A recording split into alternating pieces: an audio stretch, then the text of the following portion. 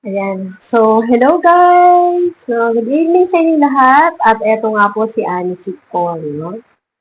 So, ngayon po, ang video po natin na to ay about dun sa pagpapaliwanag ko sa isang nag-comment sa akin sa video ng vlog ko or content ko kay PBBM. So, ang tanong niya kasi, bakit daw ngayon ay masyado ng galit ang mga ni supporters ni PBBM kay Sara, kay VP Sara. So, samantalang dati naman daw ay magkasama na nangampanya at ibinoto pa nga raw niya. So, marami pa rin guys na hindi nakakaalam, lalo na yung mga medyo middle age at may edad-edad na mga OFW guys. So, ipapaliwanag natin at medyo pasensyahan nyo na at ito lang ang makakayanan ko, no? Hindi tayo kagaya ng ibang mga BBM, pro-BBM or pro-administration na napakagaling nila magpaliwanag.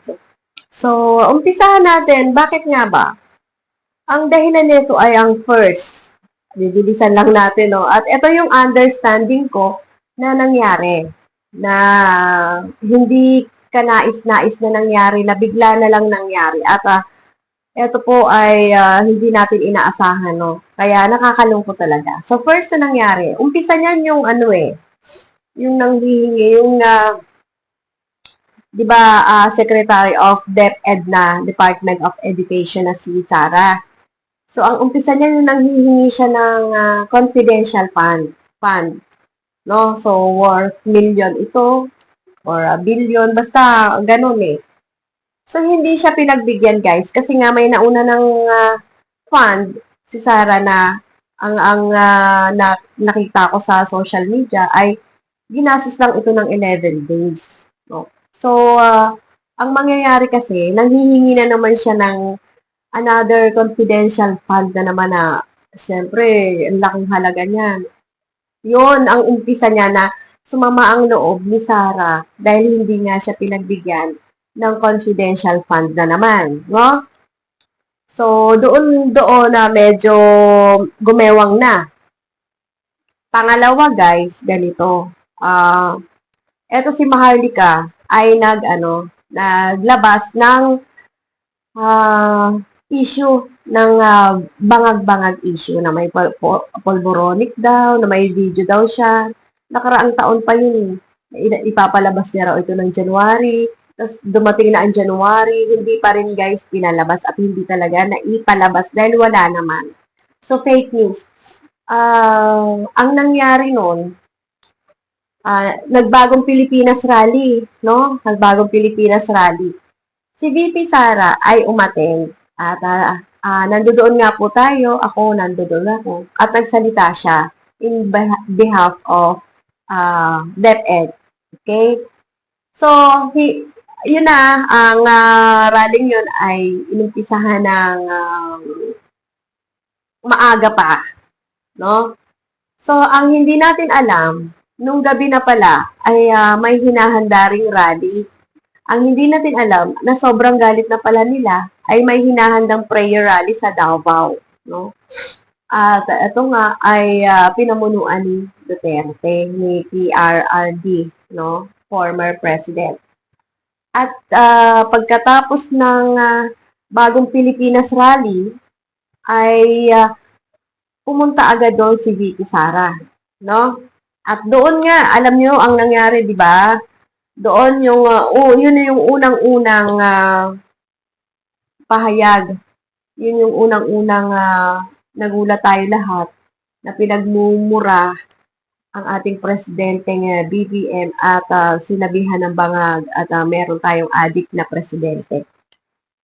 So, yun na, doon na, medyo, na tayo, question mark na sila. Parang nakakagalit din.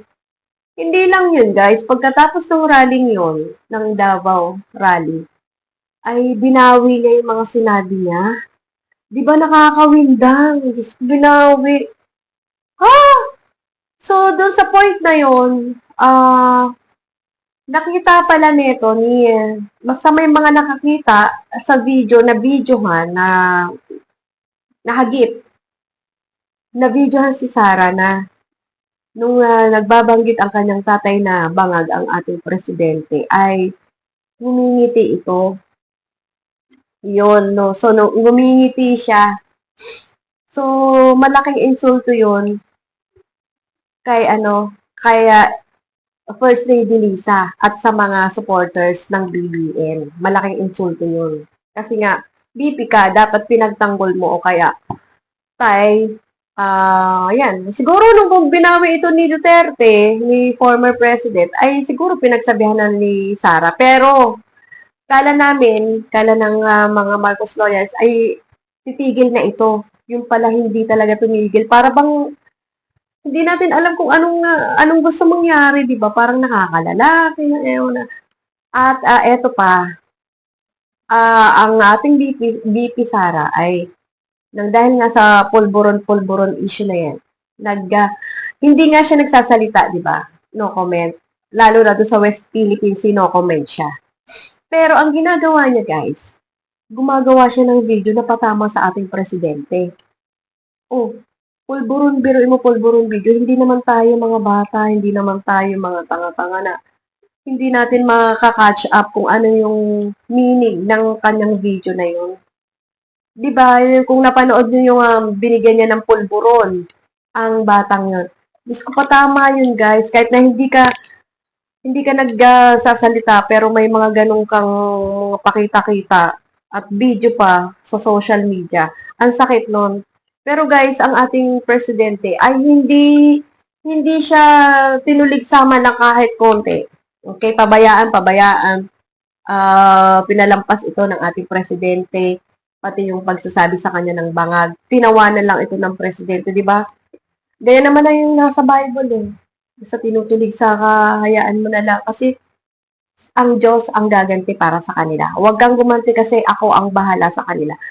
Ang Diyos ang gaganti para sa kanila. Yun naman talaga eh, di ba? So, ganun ang ginagawa ni BBM. Kaya lalo kaming humanga. No? At eto nga si Sara tuloy-tuloy. So, tuloy-tuloy ang ganun. At pangalawang rally ni BBM, ay ni pangalawang rally ni Pangulong Duterte ay Liwasang Bonifacio. Doon ay talagang pinaparesign niya si BBM. Ang dami, 7 days, no? At wala ring nangyari. So, panay-panay po ang rally nila na talagang minumura-mura nila si BBM. So, hanggang ngayon ay talagang tikom ang bibig ni BBM. Pero ang kanyang asawa, ang medyo sumama ang loob, hindi talagang sumama ang loob at siya ang nagsalita at siya ang nagpa-interview, no? Na talagang sumasama ang loob niya kaya former President Duterte at ang anak nito na which is Vice President, no? So, yun, nung time na yun na nagsalita si First Lady Lisa, ay tumugon naman itong Vice President natin. Doon na siya nagsalita na wala siyang pakialam, walang kinalaman sa ano niya. Ibig sabihin, guys, hindi niya lang pinansin or inignore niya lang yung feelings ng kabiyak ng ating presidente. Diba? Pakaalam ko sa'yo, parang gano'n, pakaalam ko sa'yo, bakit ikaw ba ang presidente? Asawa ka lang. Wow, guys. Yung yung kanyang utakin ba? Yung kanyang tawag dito, IQ.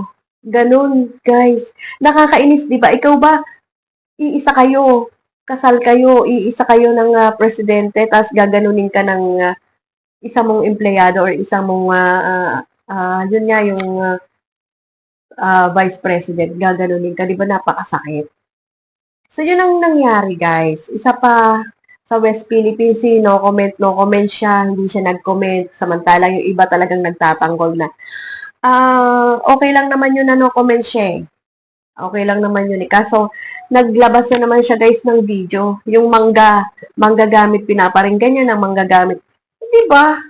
Ikaw nga, hindi naman tayo pinanganak kahapon lang. Maglalabas ka ng gano'n, tapos magbibitaw ka ng words na gamit. Di ba? Kaya yun ang dahilan guys kung bakit talagang parang parang tuloy-tuloy yung ginawa kasi nila. O tuloy-tuloy yung pang aalipusta nila sa ating pangulo. Kaya hindi na nakatiis ang mga Marcos loyalists, no? Tipon-tipon doon na nanawagan. Mga vloggers nga lang yun, kami-kami nga lang yun. At nakisawsaw. Hindi, na ako doon, hindi nga ako in-invite doon eh. Pero automatic na yon kasi nga BBM vloggers at pro BBM tayo. Talagang pumunta tayo doon, no? Para sumuporta kasi nilangaw nga raw tayo pero wala kaming pakaalam doon. Ang mahalaga na ipahati doon yung message, no? So pinagre-resign doon si Sarah. Okay? So yun guys, ang dahilan, no?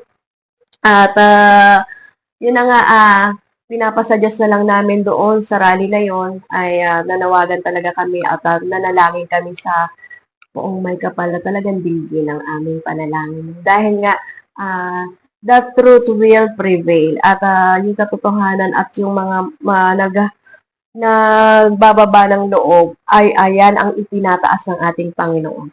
So yan, sana nasagot ko, sis. Alam mo na kung sino ka, sana nasagot ko kung bakit talagang halos hindi naman sa halos, nagkahiwalay na. Wala na talaga tong reconciliation sigurado. Kasi ang tindi na eh, ang tindi na. Ang tindi na ng sagutan nila sa social media. Yun ang nangyari guys. At nangyari sis, no? Salamat. Ayan, this is Alice. Maraming salamat. Pasensya na po kayo sa paliwanag ko. Sana maintindihan nyo ako. At kung may katanungan pa kayo dyan, tanong lang kayo. Bye-bye! BBM tayo!